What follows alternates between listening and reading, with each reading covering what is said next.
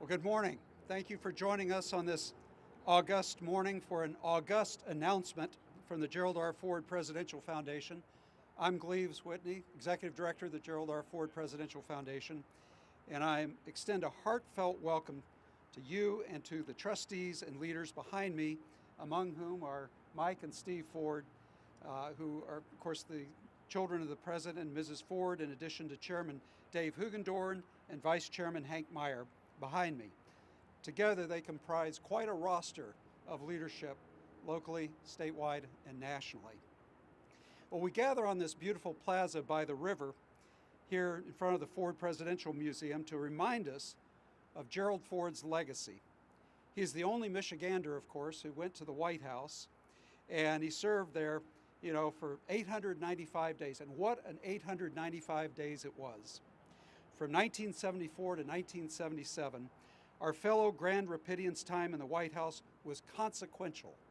Fearlessly and famously, Ford did much to heal our nation after the wounds of Watergate in Vietnam, to restore integrity to our governance, to deregulate our economy, to write the beginning of the end of the Cold War, to renew pride in America during our bicentennial, which celebrated one of humankind's most remarkable achievements in the creation of the United States of America. When Gerald Ford was president, his integrity, his competence, his leadership reminded us of the perennial benchmarks we use to measure our nation's peace and prosperity, our principles, and our pride. During the 1976 bicentennial, our 38th president was prophetic. He warned that we are a great republic if we can keep it. To keep it, every generation must be reminded of the stories that we, the people, dare not forget. It takes only one generation to drop the hard-won lessons of the past into the dustbin of history. The greater our disdain of the past, the more certain our decline in the future. It is up to parents, pastors, rabbis, teachers, journalists, community leaders to ensure that those stories that we dare not forget are told and retold in new ways to new generations. The Ford Presidential Foundation was established in 1981 as an educational institution to do just that, to tell and retell essential American stories. In Jerry and Betty Ford, we see how two consequential lives became woven into the fabric of the larger American story. After all, this remarkable couple reminds us of the perennial things that make this country great, of integrity in action, of courage embodied, of hope enduring. Now to the announcement. Today, the Gerald R. Ford Presidential Foundation is launching the public phase of our Ford 50 campaign, which is focused on civic education. It is a $12 million endeavor that will enable our foundation to reach and teach more people than ever before. With Ford 50 education funds, we will be able to expand our foundation's capacity to bring civics, history, and virtue-anchored leadership to life among K-12 students in our DeVos Learning Center, among college students in our Ford Leadership Forum campus initiatives from coast to coast, among young professionals, including Hill staffers in DC and a Lansing chapter under the dome, and among lifelong learners, the curious, through our American conversations. Now, how much has the quiet phase of this ambitious campaign already raised? I'm pleased to announce it has already raised, in the quiet phase, $10 million of the $12 million. That's 83% of the goal.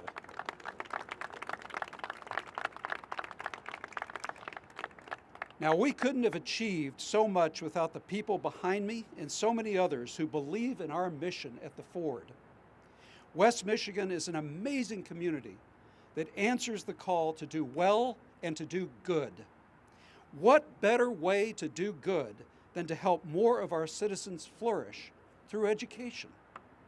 Our campaign is a success not only because of the community leaders who support it, but also because our foundation offers something many Americans are hungering for: a civic reset. The Ford brand stands for values that transcend red America and blue America: integrity, decency, respect, constructive dialogue, principled bipartisanship, the search for common ground for the greater good. These are the values that characterize Gerald Ford's long career in public service. His leadership was needed in the 1970s, and it is necessary in our time. It bears emphasizing that this campaign is not about expanding the foundation's physical infrastructure, that'll come later, but about expanding our education infrastructure. We are ambitious for the Ford. We seek to have a transformational impact on our national conversations, generationally, demographically, geographically, and culturally. We dare to dream big, we dare to be bold, and in the public square, the Ford brand, the incredible legacy of President and Mrs. Ford, their leadership and service, only grows stronger with time. Indeed, this is the Ford's time. Now, we're going to hear from 4 foundation trustees and family members who will offer brief perspectives on the impact of this important campaign. First to the podium will be Steve Ford. He's the President and Mrs. Ford's youngest son. Then we will hear from Mike Ford, their oldest child. Third, Mark Halsema, an attorney who hails from Connecticut and is our Ford 50 campaign co-chair. And finally, Doug DeVos, whose family name is on the Learning Center behind us. Doug is also our campaign co-chair, and he'll wrap things up. Now, after Doug finishes, he, Steve, Mike, and Mark, and others will be available for interviews with the media. We also have young people here who are willing to give interviews. So by all means, talk to them. See the excitement. It's burning in there because they believe in what we do. We're making a difference in their lives. So I would direct you either to Don Cooper, the Civic Initiatives Director there at the Ford in the front row, or Jeff Paulette, Director of the Ford Leadership Forum, to identify these young people. Thank you very much for being here. Steve?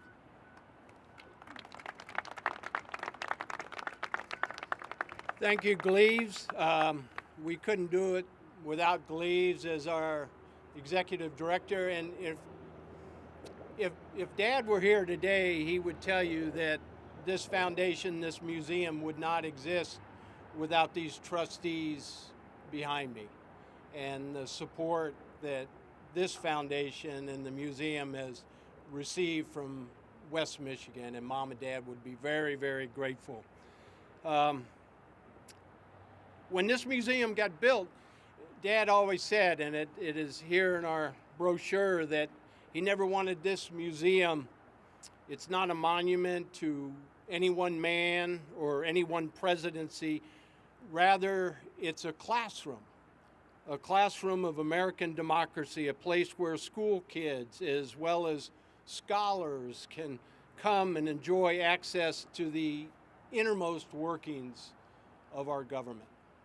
I'm all about those school kids and the K through 12 program and teaching civics. And I was telling Doug earlier, I remember it was about 15 years ago going to his dad and with others and talking about getting a financial commitment because we needed classrooms.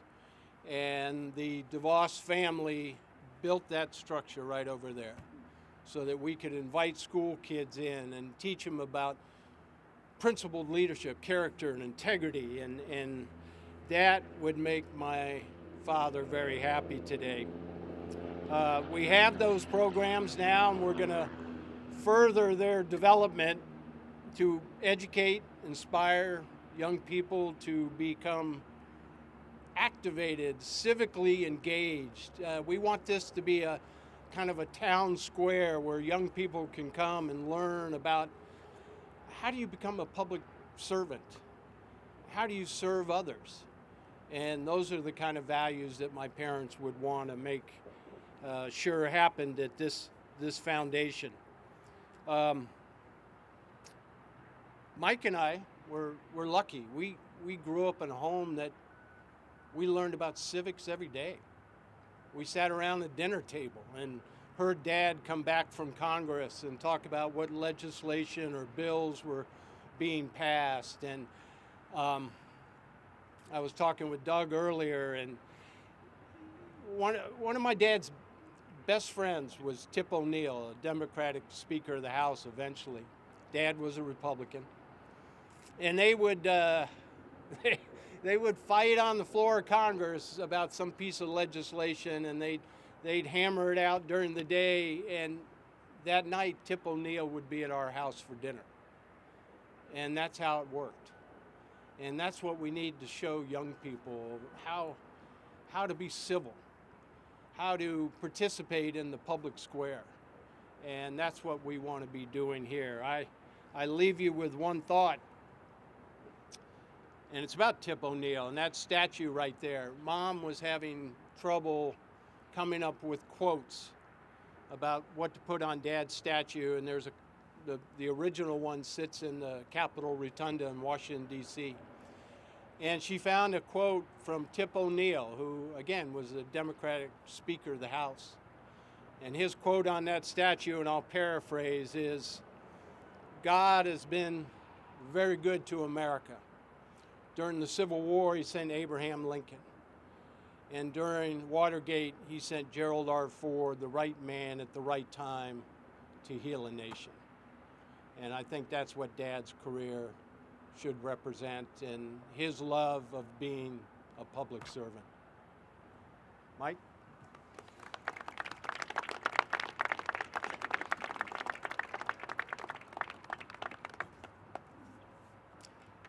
Thank you, Brother Steve, little Brother Steve. And it's good to be in Grand Rapids. This is always like coming home for our family. This is where our father and mother were raised, and they met each other, and they started their beautiful life together, public service and leadership. And so I just feel, particularly with their memorial just a few hundred yards away, their spirit in this beautiful city, in this beautiful space, the museum. When I reflect on my father's life and legacy, apart from his leadership in our family, I believe his broader distinction and contributions to Grand Rapids, to the country, to the world, can be summed up in two themes.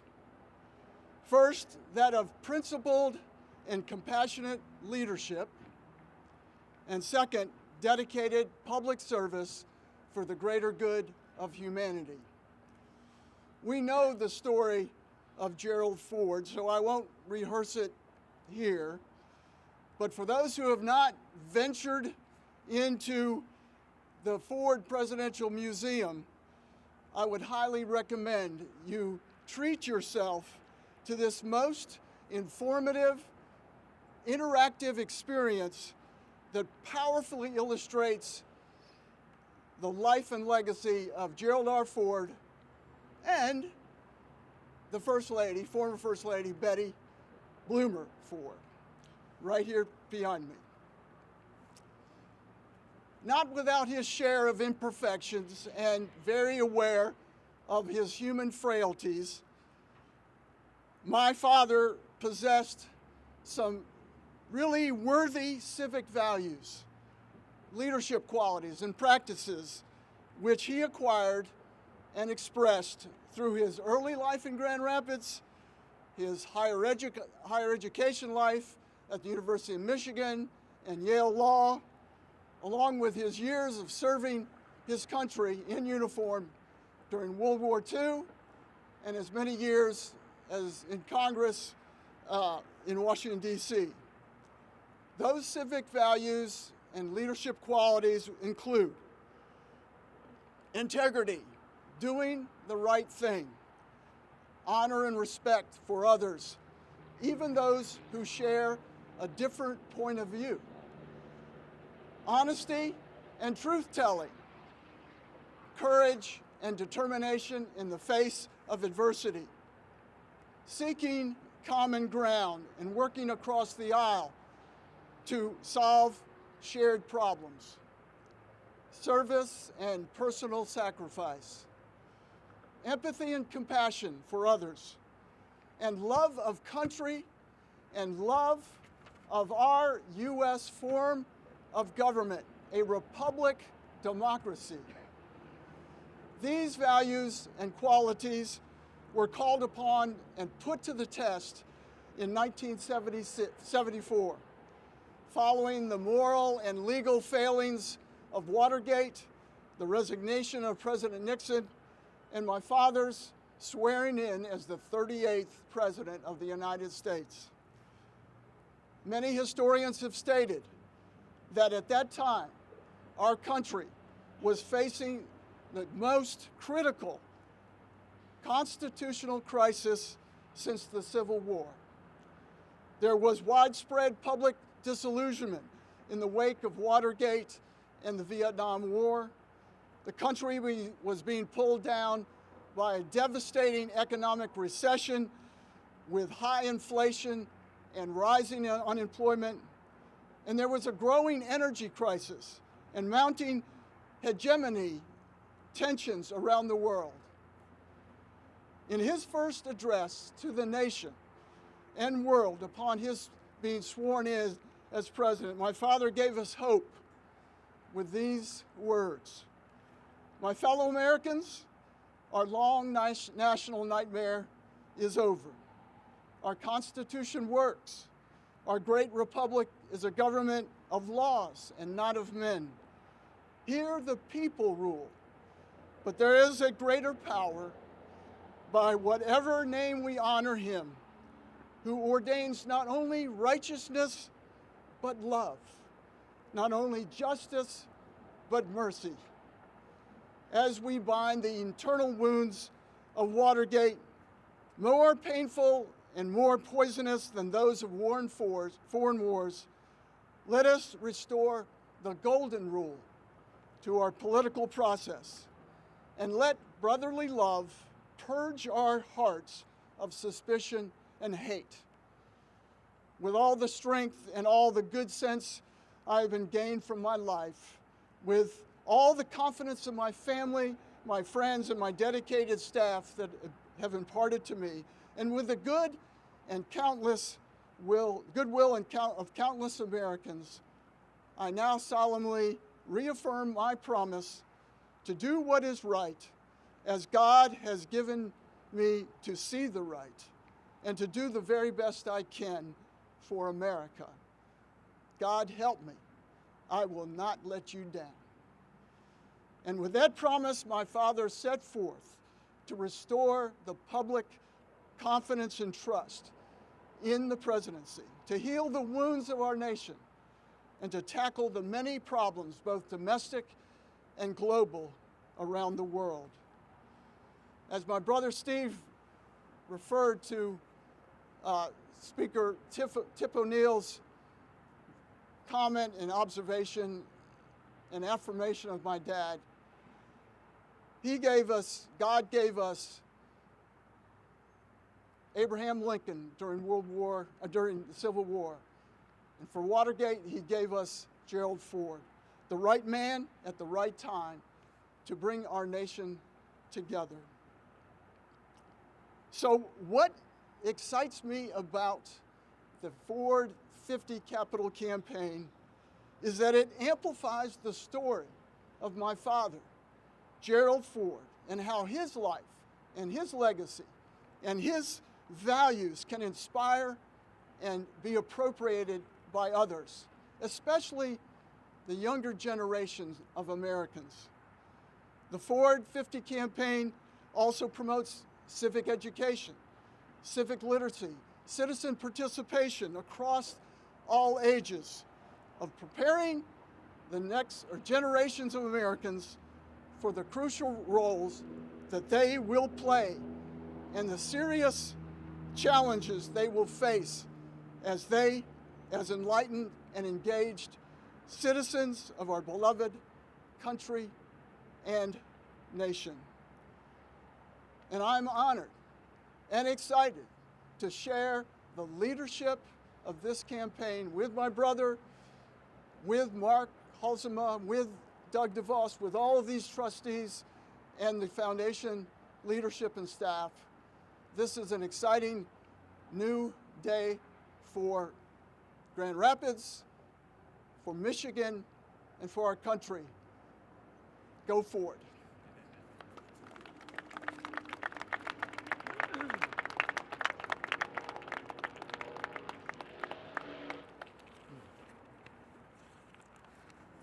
Thank you, Gleaves, Steve, and Mike. Beautiful and heartfelt words. Good morning, all. My name is Mark Halsema, and I have come here today from Connecticut in two roles.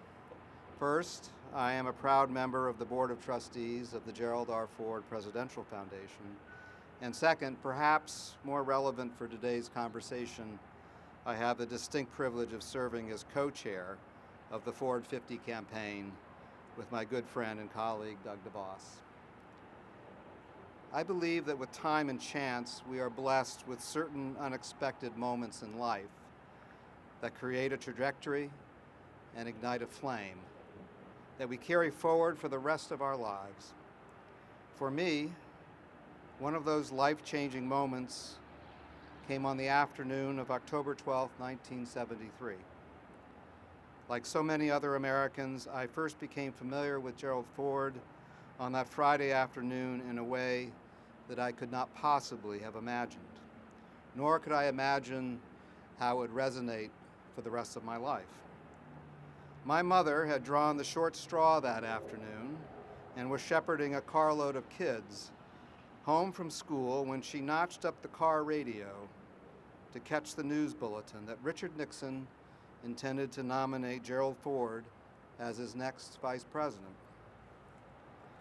I was 14 years old at the time, a freshman in high school. Fast forward 3 years, I found myself as a dedicated high school volunteer in President Ford's 1976 presidential campaign, knocking on doors, phoning voters, and manning the local campaign office. Blessed memories of a national campaign and a cause that meant a great deal to me as a young kid growing up in Southern California, and still do today. 49 years ago, last week, President Ford promised a national campaign from the snowy banks of Minnesota to the sandy plains of Georgia. Today, we find ourselves in the midst of an entirely different type of national campaign, but with the same passion and vision that President Ford launched in 1976. Our Ford 50 campaign not only venerates the value-centered leadership and integrity of a great president and his beloved Betty, but also focuses on increasing civic education and teaching civil discourse to the next generation of citizens in a way that reflects President Ford's enduring principles and values. Why is it that Gerald Ford is more relevant today than ever before? Was it because President Ford gave the most eloquent speeches? Perhaps not. No, it was because Gerald Ford provided the most effective and understated leadership following a dark and devastating period in American history. Gerald Ford strove for the best in his life and presidency to renew the American spirit and to restore hope to the world following the wretched days that had preceded him in his time in the White House. When I am asked from time to time, why am I such an admirer of President Ford, such an ardent admirer of President Ford, my response is always simple and to the point. In his brief 895 days in office, Gerald Ford did nothing less than rescue our nation. And in the most selfless act in American political history, President Ford put his own political future in grave peril by pardoning his predecessor. A thoroughly courageous act designed simply to heal the country. How typical of Gerald Ford. But then again, it is just such acts of selfless courage that we have come to expect from our heroes. Candor, character, decency, honesty, and respect. are the hallmarks of Gerald Ford's life and his legacy.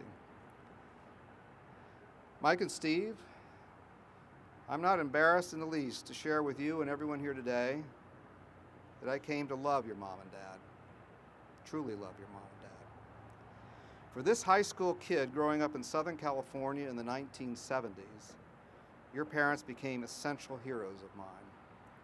We slept better at night knowing that your father was in the trenches with us. Gerald Ford's time in the White House was timeless and priceless. Ironically, perhaps it was Jimmy Carter who summed it up most eloquently in the opening lines of his inaugural address in January 1977, and then again 30 years later in his eulogy to your father right here in Grand Rapids. And I quote, "On behalf of a grateful nation, I wish to thank my predecessor for all he has done to heal our land." Mike and Steve Ford are the true bookends of this national campaign on behalf of the Gerald R. Ford Presidential Foundation. Mike on the East Coast, Steve on the West Coast. Doug and I serve as the mere stewards of a national campaign, again stretching from the snowy banks of Minnesota to the sandy plains of Georgia and beyond, with a powerful reminder to the nation of how the better angels of our nature can help us form a more perfect union, and a message to our fellow citizens centered around civic engagement, public decency, and civility. Always civility. Years from now, when people look back to the good works that Gleaves, Rachel, Don, Jeff, Jacqueline, April, Regan, and Keith, and my fellow trustees performed on behalf of the Ford, let it be remembered that we touched the hearts of countless 14-year-old kids and young adults across the country. Create a moment, ignite a flame, change a life, and make it a profound difference in this nation when creating a profound difference has become more essential than ever before. Ladies and gentlemen, I will leave you with our rallying cry here at the President Ford Foundation: forward with the Ford. And with that, I will turn it over the mic to Doug DeVos. Take it away, Doug. All right, thanks. Thank you, sir. Well, good morning, everybody. It's a joy and an honor to participate with our colleagues here and to talk about this fabulous campaign. As you've heard, you heard the passion that is felt because of the person of Gerald R. Ford and Betty Ford. And you've seen people recalling how important and impactful it was on their lives to see the President and Mrs. Ford do what they did.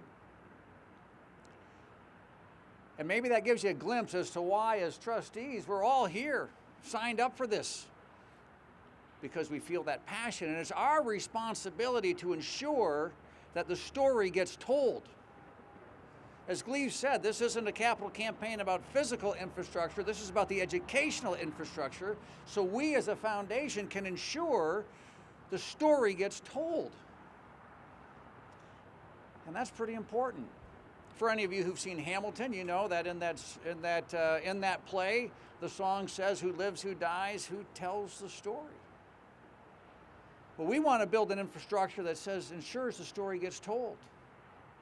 And we want to empower and enable people to tell the story.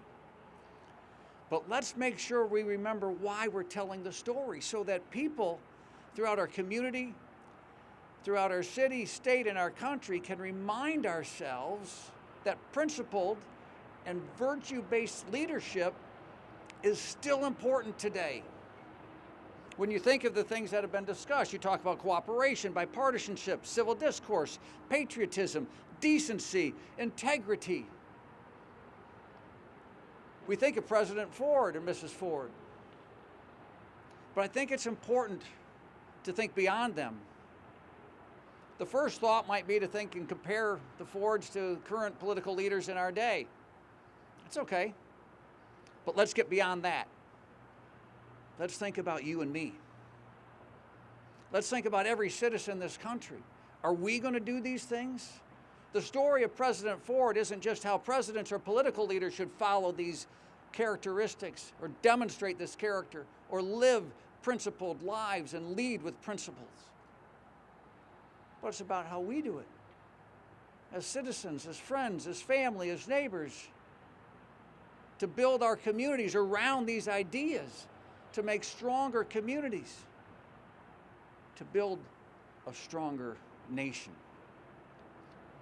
The love that President Ford had for this country, the patriotism, is what attracted all of us here as well. And I love the way Gleaves said it, the greatest achievement perhaps of humanity has been the United States.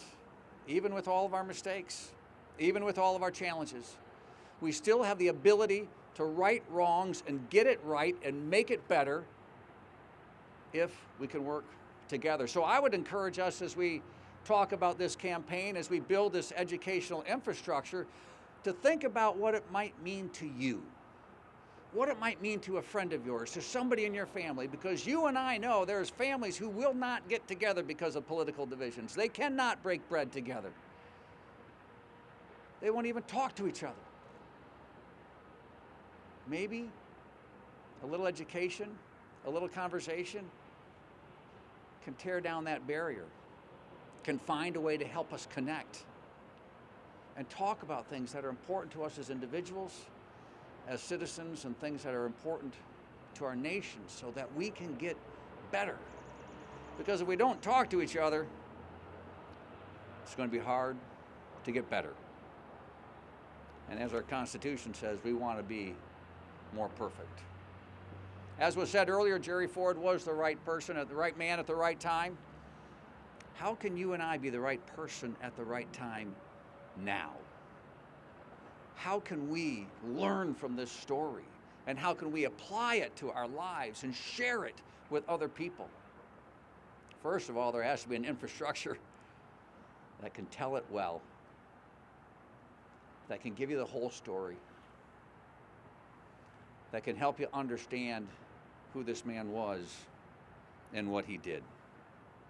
So I want you to encourage you to join us. As we enter the public phase of this campaign, as you've heard, we're tremendously honored and blessed that so many in the quiet phase have gotten us over 80% of the way to the target that we have and the goal that we have. That we need that little bit to get us over the edge. And it's not a little bit. $2 million is not a little bit. It will require a lot of people making donations, making sacrifices, making thoughtful decisions. That's why we wanted to express our time now, to encourage people to do that, to be part of this journey, to be part, maybe in our own small way, of healing our nation, in our own family, in our own neighborhood, in our own way. We still have an opportunity. We still have work to do. And this campaign represents the empowerment of people to understand what virtue-anchored leadership looks like. And maybe we can rise to that occasion because of the example that's been set. So I want to encourage everybody to join this campaign to help us close it out strongly so we can fully fund this infrastructure, this education infrastructure that we're looking to build. We want to encourage people to be generous, to be thoughtful. We know that there's time and talent that people donate as well as treasure. We recognize that. We have many volunteers, and we have people who are taking their time and talent and giving it in ways throughout this community and throughout for the foundation. We have an incredible staff here that Gleaves leads, and I couldn't be more proud to be part of this amazing team, many of whom you've seen behind me, but others of whom that you may not see. But we're all working towards that goal of doing our part to tell the story, and in telling the story, help us all understand that virtue-based, that virtue-anchored leadership and apply it in our lives and in our community so that we can be better together. So with that, I want to thank everybody for coming. Thank you for being here. As Gleaves mentioned earlier, there we will be available for further questions and interviews, as was mentioned before. So thank you for coming. Thanks for your participation. Thanks for your concern, and we'll see you later. Thanks, everybody. This concludes our morning festivities.